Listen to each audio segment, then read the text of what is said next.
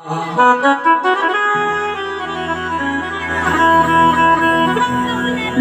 नभ से मती कहूँ अनुरूपा। क्या बोले गुरु जी? राजन, इनके नाम तो अनेक हैं, कितने नामों से बुलाओगे? राम कह के बुलाओगे या घनश्याम कह के बुलाओगे? गिरवरधारी कह के बुलाओगे, रास बिहारी कह के बुलाओगे, कुंज बिहारी कह के बुलाओगे, नंद नंदन कह के बुलाओगे, देवकी नंदन कह के बुलाओगे, यशोदा नंदन कह के बुलाओगे, गऊ चुवैया कह के बुलाओगे, माखन चुरैया कह के बुलाओगे, क्या कह के बुलाओगे? इनके नाम तो अनेक हैं। हाँ जी या ना जी? एक नाम नहीं है प्रभु जी का, इनके नाम अनेक अनुपा। मैं नप से मति कहूँ अनुरूपा, मैं अपनी मति के अनुसार इनके नाम रखूंगा, अपनी बुद्धि के अनुसार। क्या बोले गुरु जी? जो आनंद सिंध सुख राशि सी करते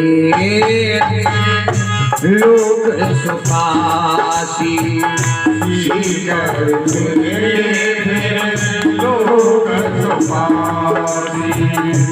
जो सुख धाम राम ऐसे नामा, जो सुख धाम राम ऐसे नामा।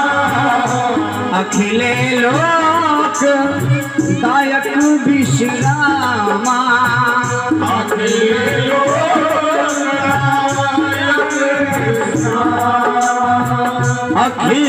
लोक दायक विश्रामा, अखिले लोक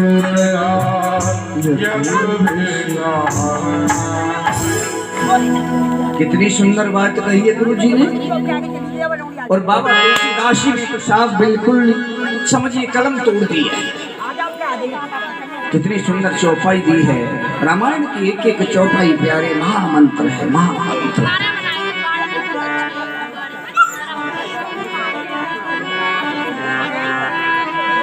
जो सुख धाम राम यस नामा, जो सुखों के धाम है, जो सुख धाम, जो सुखों के धाम है, राम यश नामा। अखिल लोक दायक विश्राम। अच्छा, तीन लोग तो आपने सुने होंगे, ध्यान दीजिएगा।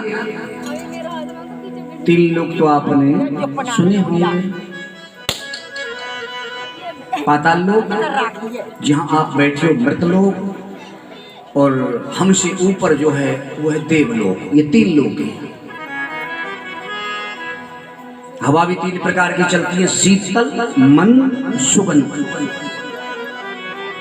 और लोक भी तीन है, लेकिन चौथा लोक हो रहा गया। बाबा तुलसीदास जी ने अभी चौपाई में लिखा है, जो सुख धाम राम यश नामा, अखिल लोक दायक विश्रामा। जो इन लोकों से भी परे लोक है, वो कौन सा लोक है?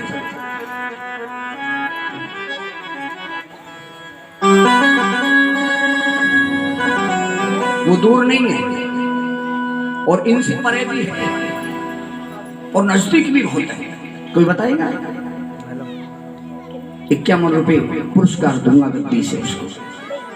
अखिल लोग बताओ कौन? नहीं मालूम? चलो मैं बता देता हूं। जो आनंद सिंधु, बाबा तुलसीदास जी कहते हैं रामायण में चौपाई में, क्या? जो आनंद सिंधु सुख राशि। जो आनंद के धाम है, आनंद भगवान के लिए कहा गया है। बहुत लोग कहते हैं ओहो बढ़िया महंगी गाड़ी में बैठना मिल गया, आनंद आ गया।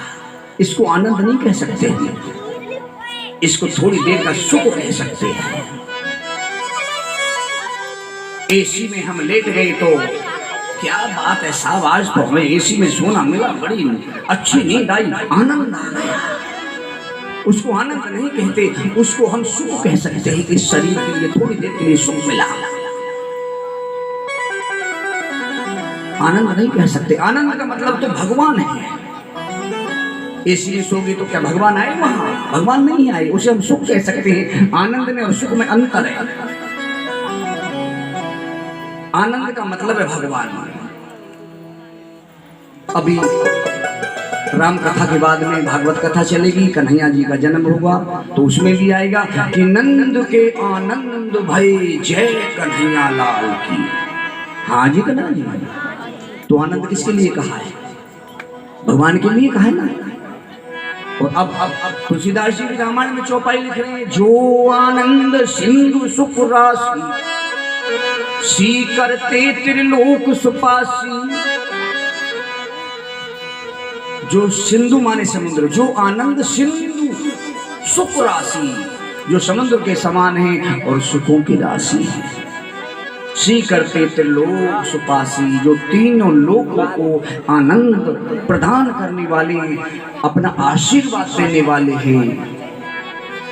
जो सुखधाम राम असनामा, अखिल लोकदायक विश्रामा। जो इन लोकों से परे लोक है, अखिल लोक, वो दूर नहीं है प्यारे, वो तेरे मन में है। मन के मंदिर को कहा है बाबा तुलसीदास जी ने, अखिल लोक। मन के मंदिर में जब आनंद आके बैठ जाए तो हमारा जीवन मंगल में गुजरता है।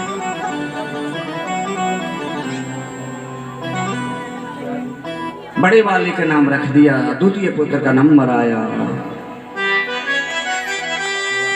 बेस भरणे पोषण करे जोई, ताकर नाम भरत यश होई, ताकर नाम भरत यश होई। या बांके बिहारी के हरि दर्शन करिया में, चलो वृंदावन घूमिया में, चलो वृंदावन घूमिया में। अगर सच्चा भाव रखोगे ना तो यहीं से बांके बिहारी के दर्शन हो जाएंगे। यहीं से बैठे बैठे आप बांके बिहारी के दर्शन कर लोगे, यहीं से।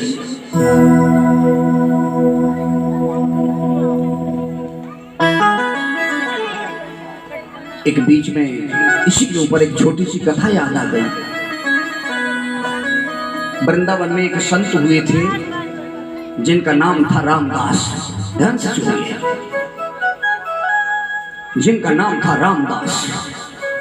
बड़े पहुंचे हुए संत थे। पूरे वृंदावन में, मथुरा में, पूरे ब्रजमंडल में उनके नाम का डंका बजता था।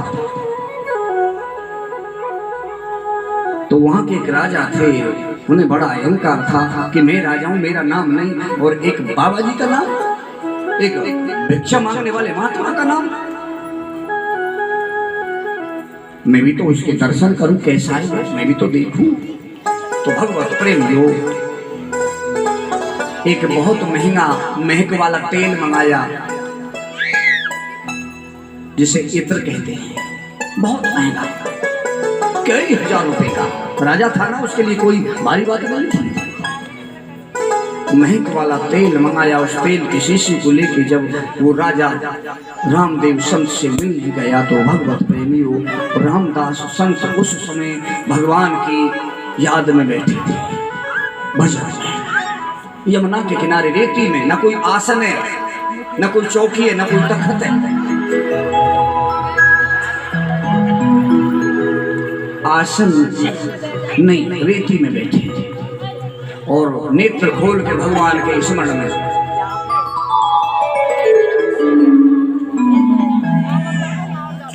उस समय राजा पहुंचा। राजा ने जाकर के देखा तो नेत्र खोल के बैठे हैं, लेकिन ध्यान कहीं और है। जैसे मैंने अभी बोला कि यहीं से बैठे बैठे बाके बिहारी के दर्शन हो जाएंगे, आप चाहोगे तो भगवत प्रेमियों वो महंगी शीशी इत्र की जाके ऋषि जी के आगे कर दी, रामदास के आगे कर दी ऐसे। तो नेत्र खोले हुए थे, उन्होंने जब देखा तो उस इत्र की शीशी को लिया और उसकी डांट खोली और उस शीशी को रेती में उलट दिया, रेती में उलट दिया। तो राजा को क्रोध आ गया, ये पागल संत है, ये सरफिरा संत है, ये मूढ़ संत है, इतना महंगा इत्र लेके आया, ये अपने तन से लगाता तो इसका तन महीनों तक महकता रहता, लेकिन कीमती इत्र इसने रेती में उलट दिया, क्रोध आ गया। लेकिन उसका ध्यान जो भगवान का दास था, जिसका नाम रामदास था, उनका ध्यान वहां से हटा भगवान की लीला से। भगवान की लीला के वो दर्शन कर रहे थे उस समय जब राजा पहुंचा। और लीला क्या चल रही थी भगवान कन्हैया की? गोपियों से और राधा से होली खेल रहे थे और बैठे बैठे उस होली के दर्शन कर रहे थे। राधा की कमोरी का रंग निबट गया कथा प्रेमियों। अब राधा अपनी कमोरी को लेके दौड़ रही है और गोपियों से कह रही है, अरे ललता, अरे विशाखा, अरे जल्दी रंग लाओ, कन्हैया निकल जाएगा, जल्दी रंग लेके आओ। अब भागी डोल रही रंग किसी के पास हो तो ला के दे। अब देखा भगवान संत ने देखा, अरे राधा रानी परेशान है रंग के लिए और कमोरी में रंग नहीं है, तो क्यों ना मैं इस इत्र की शीशी को राधा रानी की कमोरी में पलट दूं। तो डांट खोली और इत्र की शीशी को जो पलटा तो राजा तो देख रहा है कि रेती में पलट दिया, इतना महंगा ये तेल था, महंगा तेल था, इत्र था, इसको रेती में पलट दिया। लेकिन नहीं प्यारे, रामदास महाराज ने तो उस महंगे इत्र को राधा की कमोरी में पलटा और जैसे राधा की कमोरी में वो इत्र की शीशी पहुंची और राधा ने कन्हैया के ऊपर उसको उलट दिया तो मेरे कन्हैया का पूरा बदन महक निकला, पूरा बदन। नेत्र खुले राजा की तरफ देखा तो क्रोध में भरा हुआ राजा तो क्या बोले संत, ए राजा, आज तेरा जीवन सफल हो गया रे, आज तेरा भाग बड़ा हो गया, आज तेरा भाग धन्य हो गया। कैसे? कितना कीमती इत्र लेके आया तू मेरे लिए, अरे ये तन तो मिट्टी का बनाए रे, मिट्टी में मिल जाएगा, इस तन से लगा के मैं क्या करूंगा। आज जो तू महंगा इत्र लेके आया वो गोविंद के ऊपर उलट दिया, गोविंद के ऊपर। हाँ, यहाँ कहाँ है गोविंद? अरे मूर्ख, जब तू वो शीशी लेके आया और वो शीशी तेने मेरे हाथ में दी, उस समय राधा की कमोरी का रंग निबट गया, राधा परेशान थी, रंग लाओ, रंग लाओ, रंग लाओ। मैंने खाली कमोरी देखी तो वो तेरी शीशी की डांट खोल के मैंने उसमें उलट दी और राधा ने वो कमोरी कन्हैया के ऊपर उलट दी। आज तेरा वो महंगा इत्र मेरे गोविंद के तन से लग गया, गोविंद के तन से, गोविंद का तन महक गया रे राजा, तू सफल हो गया। प्यारे, तेरी भावना में भावना तो भावना बेकार है, तेरी भावना में भाव है तो भावना ही सार है।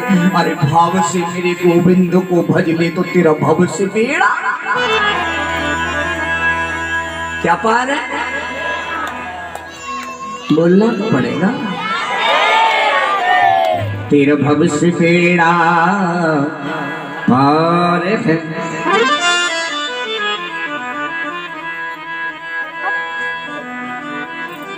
कथा प्रेम में द्वितीय पुत्र का नाम विश्व भरण पोषण कर जोई, ताकर नाम भरत यश होई।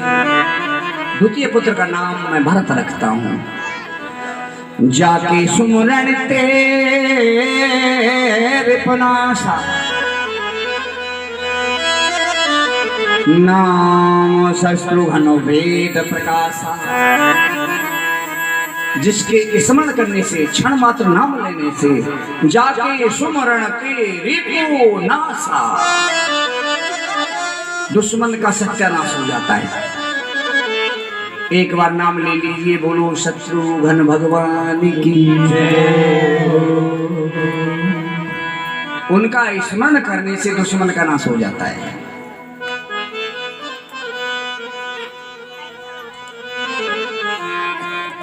सागरा में मानसरोवर पार्क है, वहां मेरी कथा चल रही थी, तो मैंने ये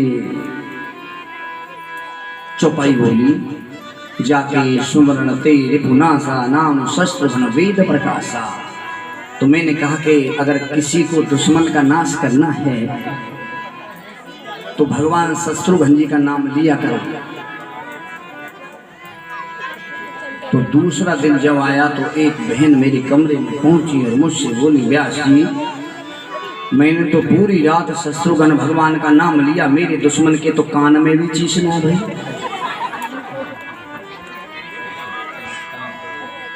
तुम तो कह रहे दुश्मन का सत्यानाश हो जाएगा। मैंने कहा बहन जी आपका दुश्मन कौन है जिसका सत्यानाश करना चाहती हो? तो बहन जी बोली मेरी सास है।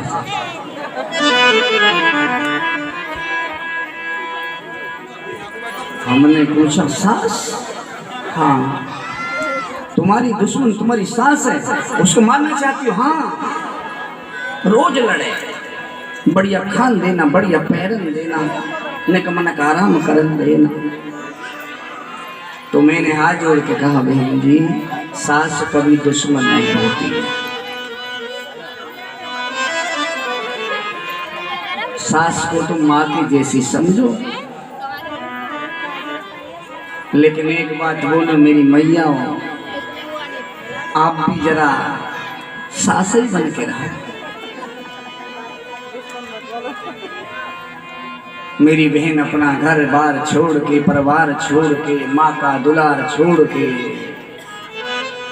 पति के घर जाती है, और वहाँ कुछ बहनें माता ऐसी होती हैं जो उनको चैन से जीने नहीं देती। ऐसा नहीं करना चाहिए। मैं दोनों से विनती करता हूँ, बहुओं से भी और जो सास थी उनसे। मैंने कल भी बोला था कि जीवन की गाड़ी का चलना जो होता है उसके दोनों पहिए सही सही चाहिए। किसी को छोटा मत समझिए। हाँ जी, हाँ जी। मैंने माना कि आप सास हैं और वो तुम्हारी बहू है बेटा की, तो इसका मतलब ये तो नहीं हुआ कि आप उसके साथ में दुर्व्यवहार करो। उससे तो प्यार करो, दुलार करो। उसको बदलने में समय लगेगा। उसने माहौल मायके का देखा है, उसने माहौल अपने पीहर का देखा है, ससुराल का माहौल आपको उसको समझाना पड़ेगा, ससुराल के माहौल में उसको ढालना पड़ेगा। लेकिन उसको छोटा मत समझिए। कभी कभी ऐसा भी होता है साहब कि वो छोटा बहुत बड़ा बन जाता है और फिर हमको उसके सामने झुकना पड़ता है। हाँ जी कन्ना जी, आठ ने मारा साथ के गाल पे खींच कर तमाचा। ध्यान से सुनिए बच्चे, बिठाइए, बैठ जा बेटा। फिर कथा ना सुने देख लेगा तो ये कौन ठाड़ी, कैसे ठाड़ी, कारे कारे भूरे भूरे।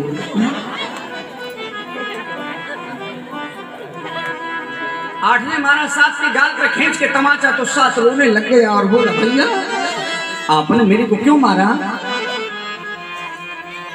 तो आठ बोला भाई तेरे से मैं बड़ा हूं, तू छोटा है इसलिए मारा। अच्छा मुझे छोटा समझ के? हाँ। तो भाई मैं भी किसी से बड़ा हूं, जरा मैं भी थोड़ा प्रैक्टिकल कर लूं। तो साथ ने मारा छह के गाल पर खींच के, तो अब छह रोने लग गया भैया मेरी कोई गलती? बोले कोई नहीं। तो बगैर गलती के? हाँ। क्यों? बड़ा हूं तुझसे इसलिए। और क्यों?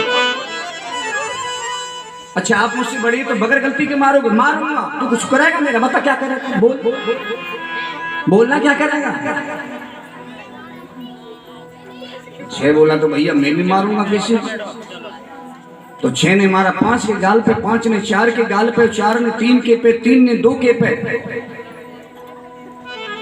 अब 1 का नंबर आ रहा है सर।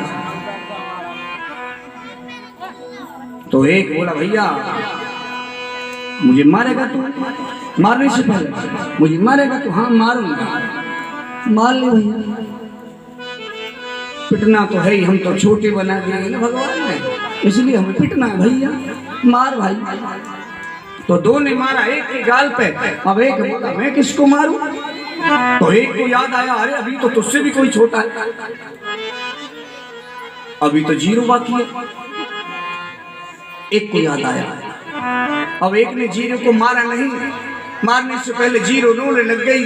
तुम एक दूसरे को मारते चले आ रहे हो। 8 ने 7 के गाल पे मारा, 7 ने 6 के, 6 ने 5 के गाल पे, और 5 ने 4 के पे, और 4 ने 3 के पे, और 3 ने 2 के पे, और 2 ने 1 के गाल पे।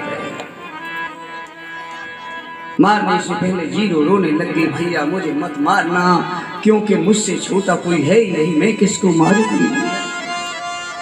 तो 1 बोला हे 0, ए मेरी प्यारी तू रो मत, मैं तेरे को नहीं मारूंगा, आजा आजा आजा आजा। और 1 ने उसको पकड़ के अपनी बगल में बैठा लिया। 0 जब 1 की बगल में आ गई तो क्या हो गया? जी जोर से बोलिए, मैं कब सुनता हूँ, जोर से बोलो। 10। अब वजन किसका ज्यादा हो गया? 8 का या 10 का? किससे हुआ ज्यादा वजन? 0 कौन है? सबसे छोटा 0 है। जो छोटे को पकड़ के प्यार करेगा, दुलार करेगा, उसका वजन भारी भारी सा।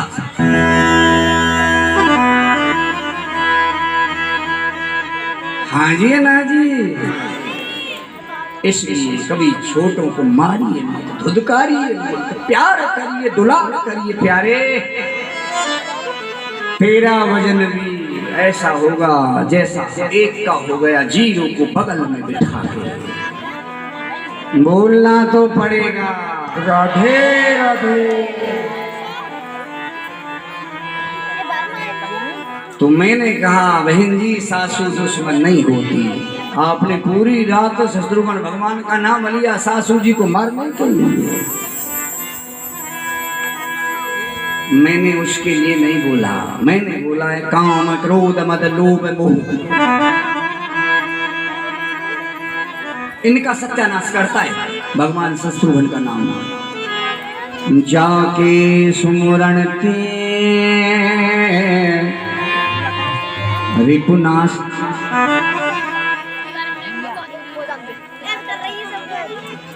नाम शत्रुघ्न वेद प्रकाशा।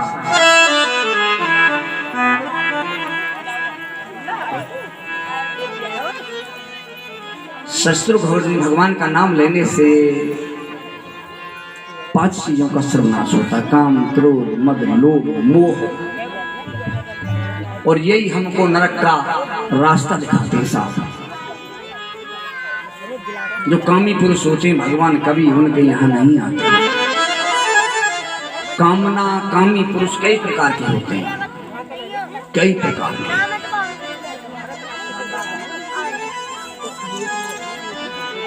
चौथे पुत्र का नंबर आया, लक्षण धाम राम प्रिय, सकल जगत आधार,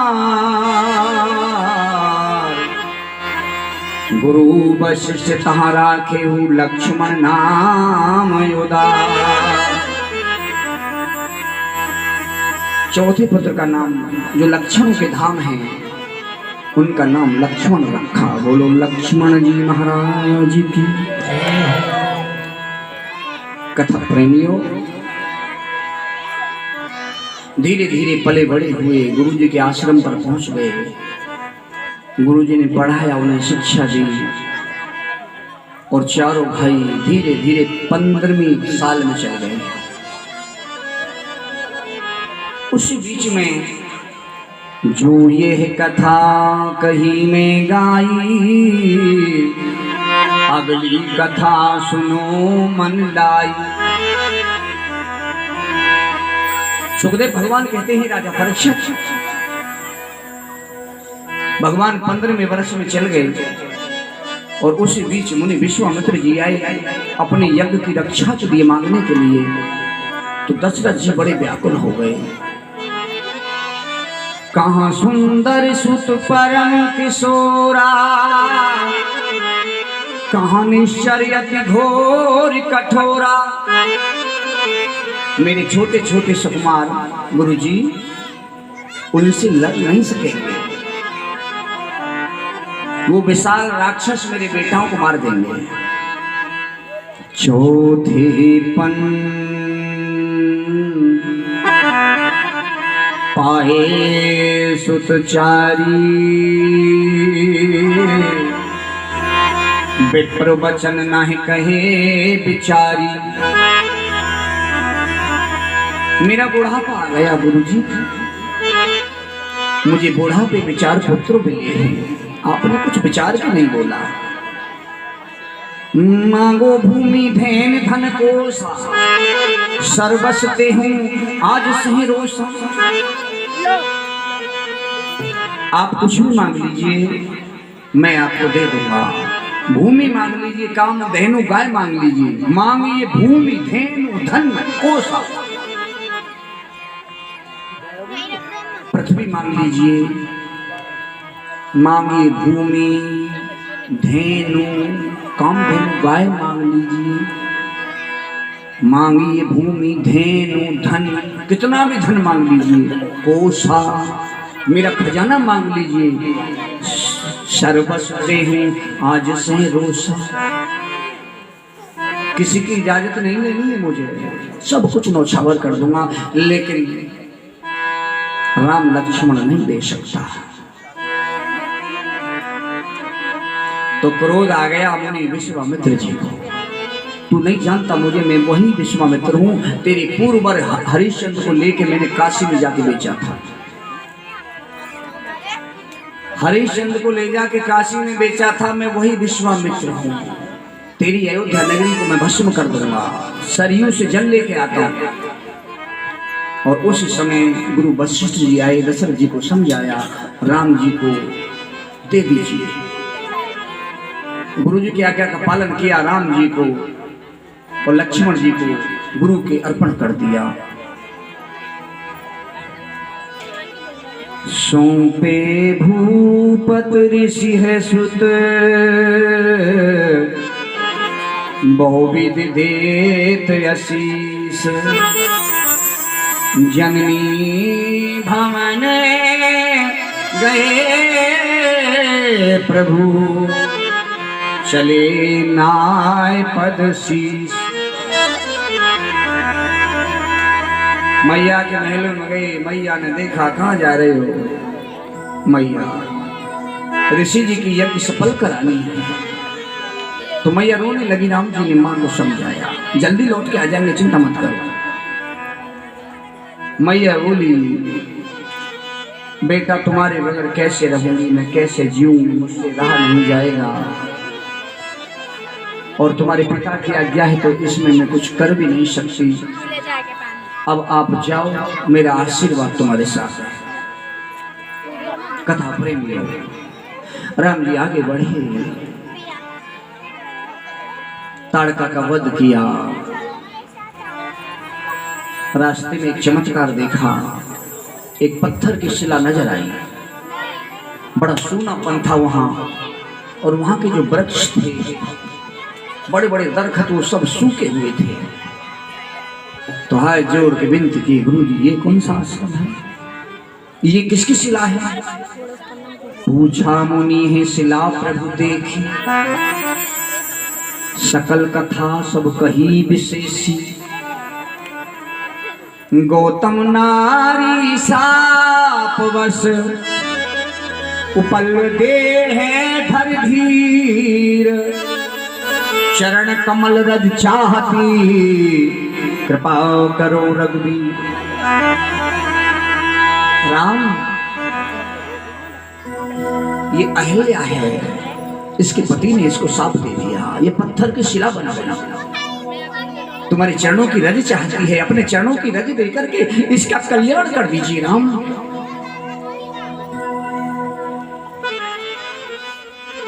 राम जी बोले, पति ने साप पत्नी को क्यों दे दिया गुरुजी? गुरुजी बोले, राम ये कथा बहुत पुरानी कथा है। देवताओं का राजा इंद्र इनके पास आया,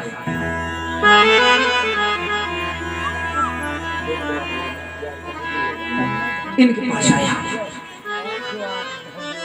और वो भी गौतम का वेश बना के आया।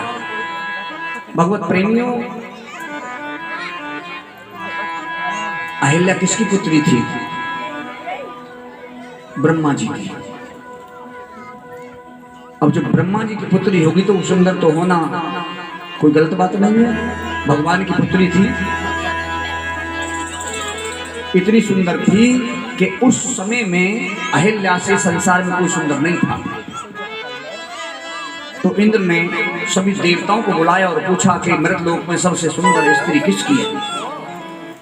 तो सब ने मने कर दिया, हमें मालूम नहीं, हमें मालूम नहीं। तो सूर्य को बुलाया, सूर्य से पूछा कि संसार में सबसे सुंदर स्त्री किसकी है?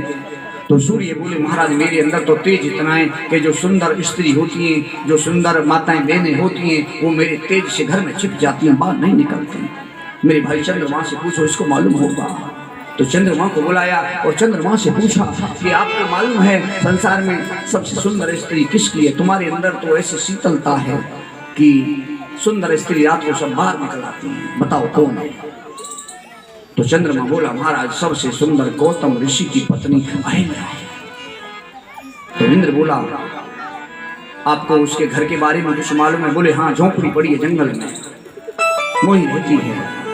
किसके साथ? अपने पति के साथ। उनका पति कै बजे सोता है, कै बजे जगता है? बोले, ब्रह्म मुहूर्त में 4 बजे बिस्तर छोड़ देते हैं गौतम ऋषि और गंगा में स्नान करने जाते हैं। कथा प्रेमी,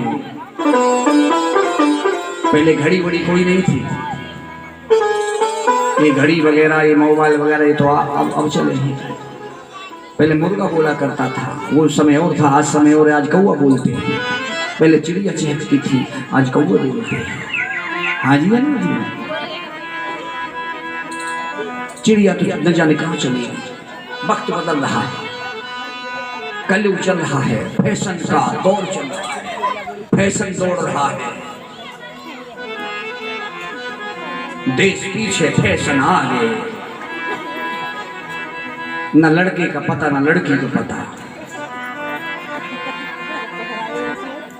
न जाने प्रभु क्या होगा इस देश का, मैं नहीं कह सकता।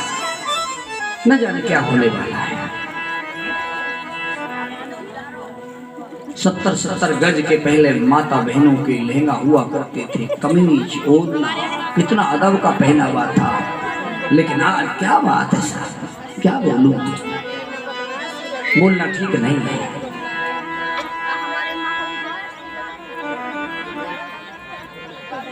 इंद्र पतिव्रत धर्म दिखाने आया उस देवी का, उस संत पत्नी का। भगवत प्रेम में वेश बदल के आ गया।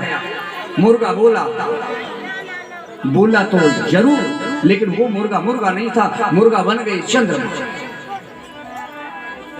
देवताओं का राजा इंद्र था, मजबूरन बनना पड़ा। और कथा प्रेमियों, बांग लगाई मुर्गा बन के, और उसी समय गौतम का वेश धारण करके इंद्र आया और अहिल्या के बिस्तर पे लेट गया। पत्नी ने पूछा, स्नान करा? बाद में जाऊंगा। और इधर गौतम ने गंगा में गोता लगाया। रात के 12 बजे तो गंगा मैया किलकार उठी, अरे पापी, मैं विश्राम कर रही थी, मुझे आके तूने जगा दिया, कौन है तू? तो हाथ जोड़ के कांपने लगा। माँ गंगा की पुकार सुन के गौतम ऋषि घबरा गया। मैया, मैं तो आपका पुत्र हूँ माँ, मुझे पापी क्यों कहा? और मेरा तो नियम है, मैं प्रतिदिन तुम्हारे अंदर स्नान करता हूँ। तो गंगा मैया बोली, हे गौतम, तू छला गया है, तेरे साथ में छन हुआ है लाला। तेरी पत्नी की इज्जत दांव पे लगी हुई है, जल्दी अपनी पत्नी की इज्जत बचा ले। तेरा वेश धारण करके देवताओं का राजा इंद्र तेरी पत्नी के बिस्तर पर लेटा हुआ है। भगवत प्रेमियों, एक गोता लगाया, वस्त्र भीग गए। दौड़ते दौड़ते गौतम ऋषि ने अपनी भीगी धोती ली और सूखी धोती बांधी, दौड़ लगा रहे हैं। और जाके दरवाजे पे देखा तो चंद्रमा मुर्गा बना बैठा, वो भीगी धोती कस के मारी। आज भी वो दाग चंद्रमा के अंदर लगा हुआ है साहब। जीवन की ये चादर जो हमने ठाकुर से ली है, ये उधारी हिसाब, ये चादर एक दिन हमको छोड़नी पड़ेगी। जो 5 तत्व की चादर हम लेके आए हैं, राम नाम रस लीनी चदरिया झीनी रे झीनी, ये चादर ठाकुर ने दे के भेजा। इसे पावन पवित्र बनाए रखना प्यारे। अगर इसके अंदर कोई दाग लग गया तो ठाकुर से जवाब देना मुश्किल हो जाएगा। इसलिए अपने जीवन की चदरिया को संभाल के रखना। देख लीजिए आज कितना समय बीत गया। चंद्रमा को हम देखते तो रात्रि में उसके अंदर हमें दाग नजर आता है। कोई कोई मैया कहती है ये बुढ़िया चरखा काट रही है। चरखा नहीं प्यारे, ये भीगी धोती का दाग है।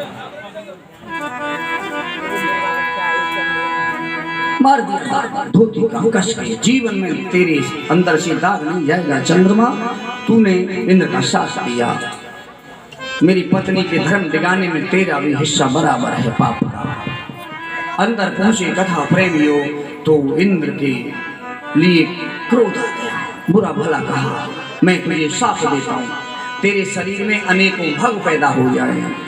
भग की तुझे इच्छा है, मैं तेरे शरीर में भगों का साफ तुझको देता हूँ। भगवत प्रेमी पत्नी को साफ दे दिया। तू पतिव्रता स्त्री है, इतना अंतर न समझ सकी कि ये कौन है और मैं कौन हूं, तेरा पति कौन है, इतना अंतर न कर सकी। मैं तुझे साफ देता हूं, तू पत्थर की शिला हो। पत्नी को पत्थर की बना दिया। एक छोटी सी बेटी सो रही थी वहां, उसको भी साफ दे दिया क्रोध में, जबकि बेटी की कोई गलती नहीं थी। बेटी को भी साफ दे दिया। तो ये भी साफ देता हूं, तेरे कुंवारी के पुत्र पैदा होगा।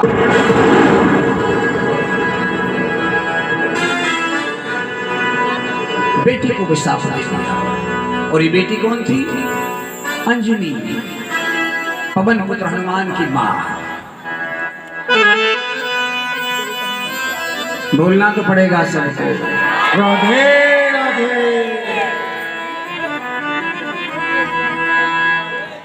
तो गुरुदेव विश्वामित्र जी कह रहे राम से, गौतम नारी साप बस उपल दे है धर धी,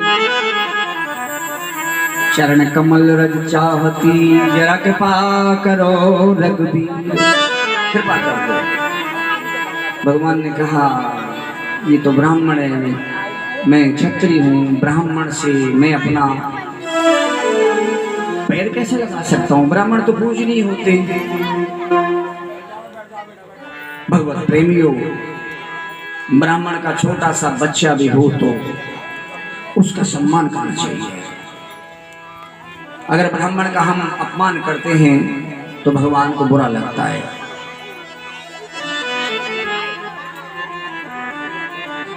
लेकिन आजकल साहब मैं क्या करूं, कुछ ब्राह्मण ऐसे हैं जो धर्म की रेखा को लांघ गए हैं।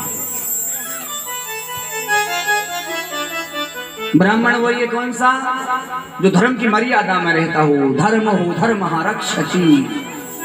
और वो ब्राह्मण सोचनीय योग है। सोचिए विप्र जो वेद विहीना, तज निज धर्म विषय लोलीना।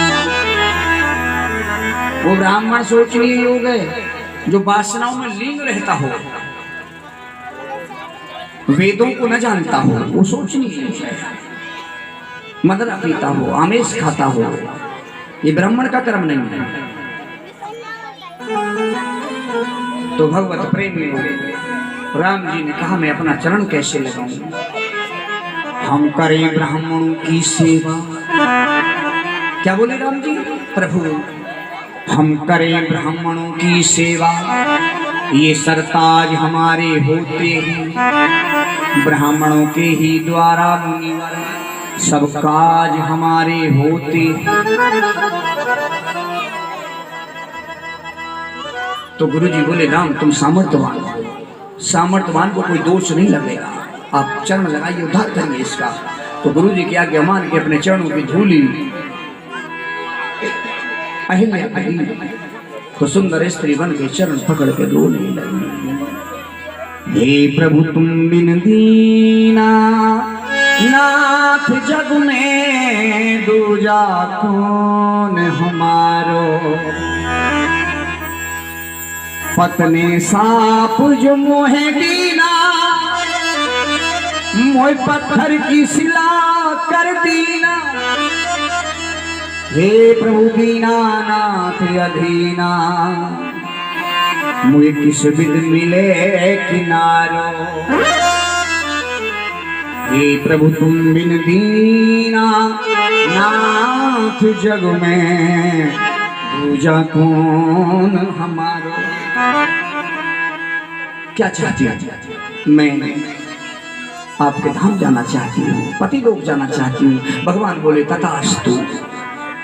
उसका कल्याण किया, आगे बढ़े, गंगा पर पहुंचे, केवटों के दर्शन किए, गंगे महारानी की उत्पत्ति सुनी और फिर वहां से भी आगे बढ़े, राजा जनक के बगीचा में पहुंच गए। और आज भगवान ने एक लीला की। भगवान जानते थे कि मैं यहाँ जो आया हूँ गुरु जी के साथ में, जनकपुर में सीता जी पधारी हैं और मेरा विवाह भी होगा उनसे। सीता लक्ष्मी स्वरूपा है, कथा प्रेमियों, और राम जी जगत जानता है विष्णु के अवतार है। भगवान का मन बना कि विवाह से पहले सीता को जरा देख तो लूं, बहुत समय हो गया, सीता को देख तो लूं। 15 वर्ष हो गए साहब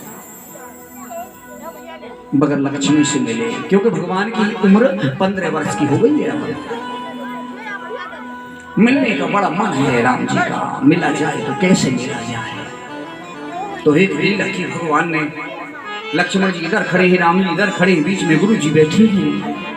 तो राम जी ने गुरु जी से कहा, गुरु जी देखो भैया लक्ष्मण बार बार इशारा कर रहे हैं मुझसे, क्या ये कह रहे हैं भैया जनकपुर चलो, भैया जनकपुर चलो।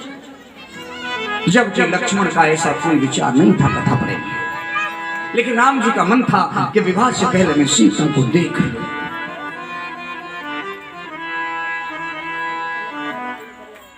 तो लक्ष्मण जी चक्कर में पड़ गए। मैंने तो एक बार भी भैया से नहीं कहा कि जनकपुर चलो, लेकिन भैया ने गुरु जी की नजरों में मुझे दोष बना दिया। अब मैं छोटा हूँ, क्या बोलूं बड़े भैया के सामने। पहले बड़े भाइयों का बड़ा मान सम्मान होता था साहब, लेकिन आज तो बड़े भाई का कोई मान सम्मान ही नहीं है।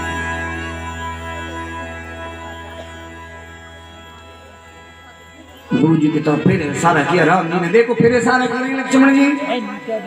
तो गुरु जी समझ गए राम लक्ष्मण का विचार नहीं है जनकपुर जाने का, मेरे राम जी का विचार है जनकपुर जाने का।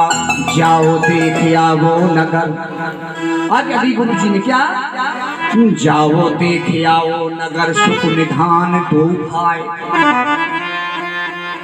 करहूं सफल सबके नयन सुंदर बदन दिखाए।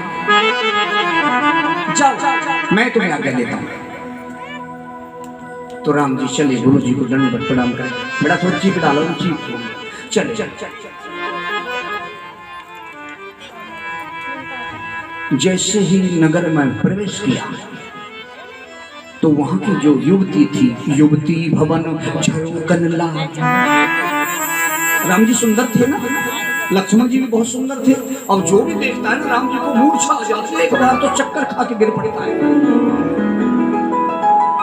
अपने अपने झरोकों से, जंगलों से, छतों से, गलियों से राम जी को निहार निहार के देख रही है युवती जनकपुर की। युवती भवन झरोकन लागी, अरे निरखत राम रूप अनुरागी। राम जी के सुंदर रूप को जी भर के देख रही है। रचना रच जाए विधाता की, इस जोड़ी पर बलहारी हो, ऐसे मनमोहन सोहन की दुल्हन सीता सुकुमारी हो। कितना सुंदर जोड़ा बनाया दोनों भाइयों का। ये आगे जो जा रहे हैं ना बड़े बड़े, कितनी मस्ती की चलगत में चल रहे। आपने हाथी देखा है कभी चलता? देखा है ना, कितनी मस्त चाल होती है, हाल हाल के चलता है हाथी, डरता नहीं है किसी से भी। तो हाथी को उपमा दिए एक सखी ने। क्या बोली सखी? क्या चाल शान अलबेली है, गजराज चले मस्ते मस्ते, श्री राम लला रघुनंदन ने अरे मन छीन लिया हंसते हंसते।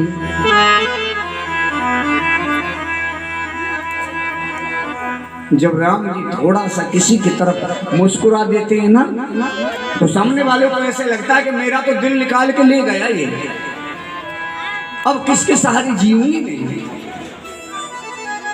स्त्री पागल हो गई और फिर प्रशंसा करने लगी राम जी की। हमने सुना था कि ब्रह्मा जी सुंदर हैं, एक बोली मैंने सुना था कि विष्णु जी सुंदर हैं, एक बोली के मैंने सुना था शंकर जी सुंदर हैं। क्या बोली? विष्णु चार भुज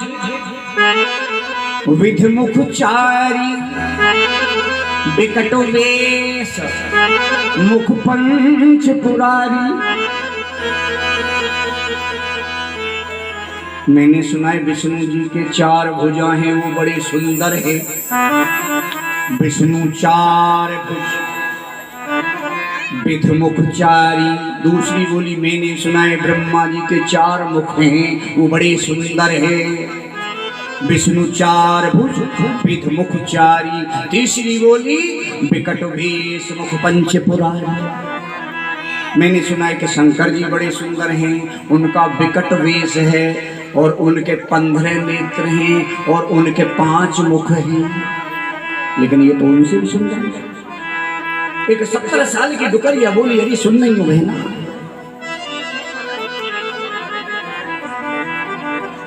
इतने सुंदर पुरुष आज से पहले मैंने कभी नहीं देखे।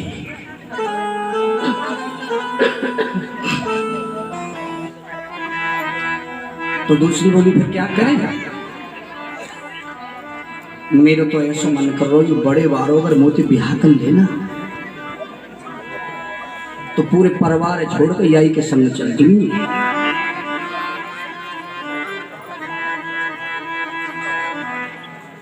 तो एक युवती बोली, ए बूढ़ी दादी तेरो दिमाग खराब है रो है। अरे तेरे मुंह में दांत ना है, पेट में हाथ ना है? अरे तू देखना रे कितने सुंदर है। गली गली में राम जी घूमे लेकिन सीता का दर्शन नहीं मिला तो मन को बड़ा कष्ट है। घूम के आगे सीता का दर्शन नहीं हुआ तो गुरु जी के पास आए। गुरु जी समझ गए राम जी के भाव को, जिसके लिए मेरा राम जनकपुर गया था वो खुशी राम को मिली नहीं। तो गुरु जी को मालूम था कि सीता कहाँ मिलने वाली है। तो गुरु जी ने कहा लाला मेरी पूजा के लिए फूल लेके आओ। राजा जनक के 2 बगीचा थे कथा प्रेमियों, एक में तो विश्वामित्र जी राम जी के सहित ठहरे हुए हैं, फूल तो उसके अंदर भी बड़े बड़े सुंदर थे। लेकिन गुरु जी ने सीताराम का मिलन कराने के लिए क्या बोला? मेरी पूजा के लिए फूल लाओ लाला। दूसरे बगीचा में चले जाओ तो राम जी गुरु की आज्ञा मान के चले। माली मिला तो बोले भैया फूल लेने आए। माली बोला बाहर निकलो बाहर निकलो बाहर निकलो जल्दी। क्यों? ये सीता जी का बगीचा है। फिर यहाँ पुरुष कोई नहीं आ सकता। राम जी बोले तू भी तो पुरुष है, तू क्यों रहता है? माली बोला मैं बाघ को सींचता हूँ, इसकी रखवाली करता हूँ। भगवान आप बाहर जाइए मेरी नौकरी छूट जाएगी। कौन है आप, कहाँ से आए हैं?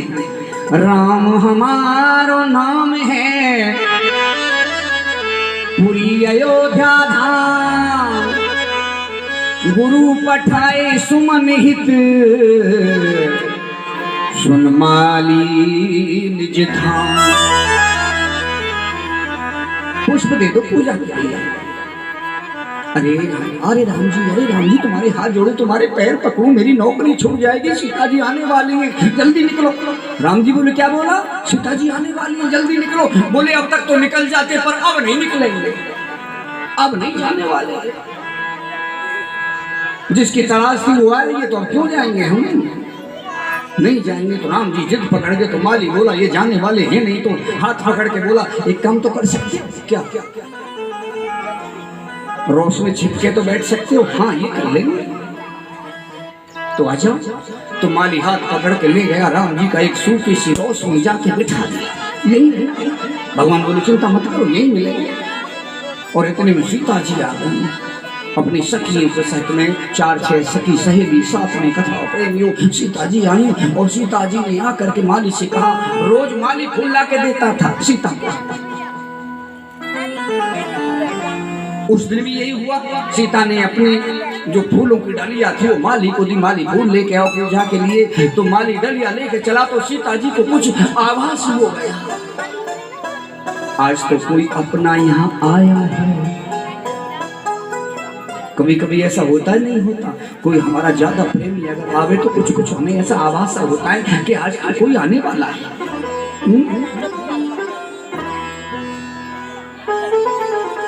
कभी कभी शगुन भी तो बनते हैं। कौआ आके बोलता है, उड़ जा काले कागा तेरे मुंह बिच खंड पामा। कोई आने वाला है ना, अपना शगुन बनते हैं ना। सीता जी को आवाज हो गया, आज तो तेरा कोई अपना यहाँ आया है, मुझे कुछ ऐसा आवाज होता है। तो माली से कहा, माली ये डलिया लाओ, फूल मैं लेके आऊंगी। तो हाथ जोड़ के माली बोला हाँ। अरे रोज मैं ला के देता हूँ तो आज भी नहीं तो लाऊंगा। सीता जी को ये डर था कहीं ऐसा ना हो, माली को ये डर था कि कहीं ऐसा ना हो कि सीता जी फूल तोड़ती तोड़ती कहीं राम जी से न जम जाए, वो मेरी नौकरी छूट जाएगी। तो विनती कर रहा है माली, मैं लाऊंगा फूल। सीता जी बोली नहीं आप बैठो, हम लाएंगे। तो डलिया लेके सीता जी चली। बड़े बड़े सुंदर फूल बगीचा में, गेंदा और गुलाब मांगरा मेघ दूर तक जानी, चंपा और चमेली देखे फूल बड़े लासानी, गेंदा गुलाब मांगरा मेघ दूर तक जानी, चंपा और चमेली तोड़े फूल बड़े लासानी। तोड़ने लगी फूल, चुनने लगी फूल। कथा प्रेमी राम जी उस सूखी रोश को छोड़ के उसी रोश में आ बैठे, क्योंकि उनको मालूम था ना मेरी सीता इसी रोश में आएगी डलिया लेके। आज चोरों की तरह छिप के बैठे हैं और सीता फूल चुनते चुनते उसी जगह से। और जैसे सीता पूछी, सीता ने जब देखा ये कौन बैठा है, तो राम जी उठ के खड़े हो गए। राम सीता को देखते हैं, सीता राम को देखती हैं, एक दूसरे में दोनों मिल गए। और लक्ष्मण जी खड़े खड़े दोनों को देखते हैं। अब ना राम जी पलक मारते ना सीता जी पलक मारती हैं, दोनों टकटकी लगा के एक दूसरे को देख रहे हैं। 15 वर्ष में मिलन हुआ है दोनों का। बोलना तो पड़ेगा प्यारे, 15 वर्ष में मिलन हुआ है। बहुत देर हो गई। अब लक्ष्मण जी बोल नहीं सकते, छोटे वाले ना, छोटे भाई है ना, इतना अधिकार नहीं कि बीच में आके टांग अड़ा दें अपनी। नहीं बोल सकते। तो भगवत प्रेमियों, एक सखी आई, अरे सीता को देखो कितनी देर खड़े रहेंगे, फूल कितनी देर लगाई तोड़ने में। तो सखी आई, घनिष्ठ संबंधी थी सखी। तो जब देखा नजारा तो घबरा गई है, क्या कर रही है? दिमाग खराब हो गया, अरे कौन है, परदेश, ये पराया पुरुष है, ऐसे क्या देख रही है, चल चल। हाथ पकड़ा और खींचने लगी तो सीता बोली, ए सखी, ये मेरे लिए पराए नहीं है, मैं इनके चरणों की दासी हूँ। मुझे लगी हो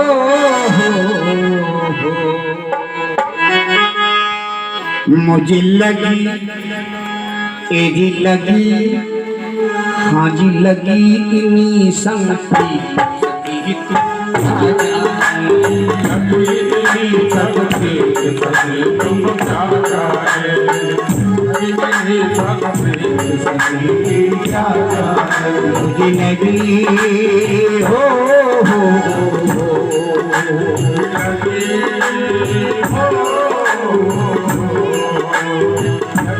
अरे मस्ती में मस्ताने हो जाओ और मेरे गोपाल के दीवाने हो जाओ। क्या जाने कोई, क्या जाने, क्या जाने कोई, क्या जाने,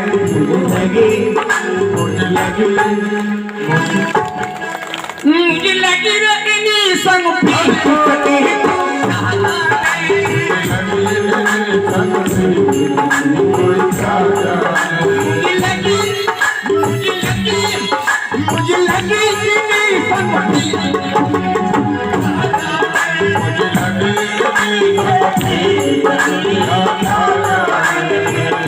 भाई, ऐसे मुझे मस्ती नहीं आती।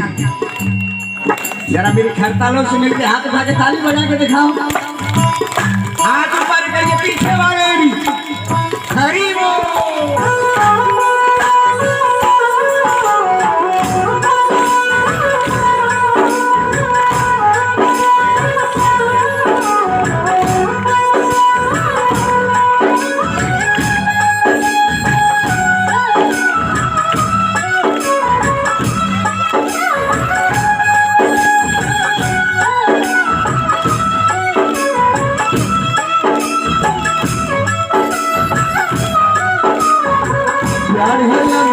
रमिया के घर आया परदेसी, घर आया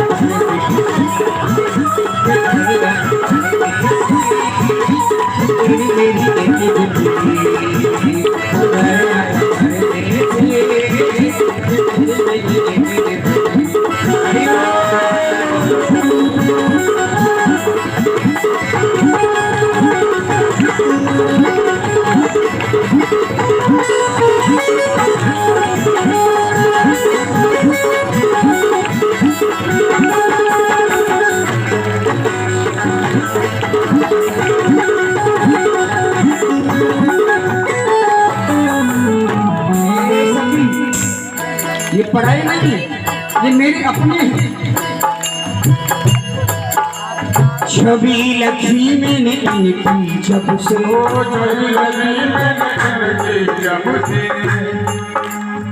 छवि लखी मैंने इनकी,